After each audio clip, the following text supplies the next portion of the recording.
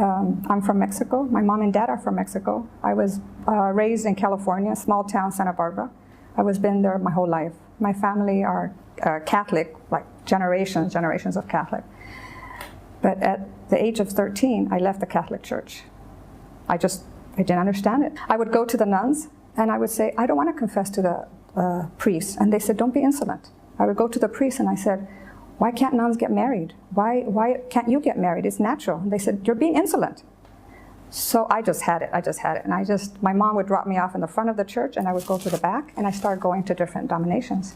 I was a Pentecostal. I was a born-again Christian. I was a Jehovah's Witness. I was a Christian Scientist. Literally, I was just looking. At 13, I was looking for something that was missing in my life. At the age of 17, I went to the University of San Francisco, and I met an American lady with a scarf. And I said, are you okay? She said, yeah. I said, do you have cancer? She said, no. Why would you say that? And I said, well, your scarf, you're hiding your bald head. She said, no, I'm a Muslim. And when she said Muslim, I went, and she said, why do you say that? And I said, I know about Islam. She said, what do you know? And I said, I see them hitting themselves and the blood going. And she said, no, that's not Islam. She gave me books, she gave me cassettes, and I was shocked. I never realized how beautiful the religion was. So one time I was at the university and I was running late for class. And I was in my bicycle. And this was later, like around 7:30. And it was dark. And I was just running in my bicycle. And I was thinking about Islam. And I was thinking about all the other religions. And I had that, how am I doing the right thing? Because I was ready to convert. So I was going really fast on my bicycle.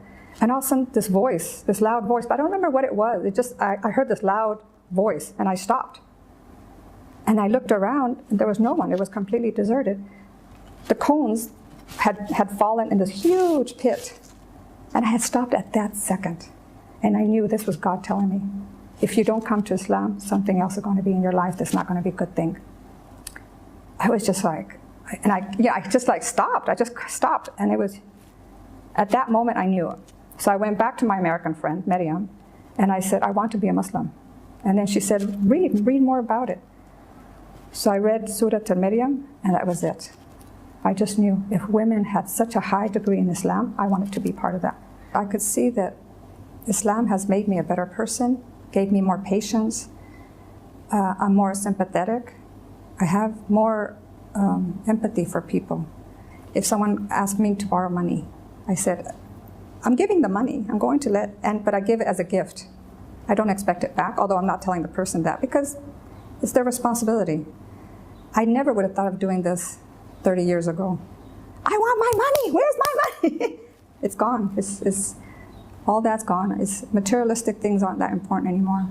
I didn't have any concerns when I became a Muslim because I did my research. I had gone to so many other religions and I saw all the holes and it just wasn't complete. So when I came to Islam, I did my research. I did my reading and asking questions, and anyone who would answer me was very helpful. The only concern I had was my parents accepting me. That was hard. I mean, those are your parents. Those are the ones who raised you, and they felt like they did something wrong for me to go in a different path. But once they started seeing that I'm a better person, they grasped it. They loved it. They wanted to know about it. That was the most exciting. My mother asked me for the Quran in Spanish. My mom wanted to pray.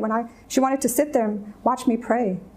And she told me, it's so peaceful, it's so beautiful. And when I put the call for prayer, she said she had goosebumps.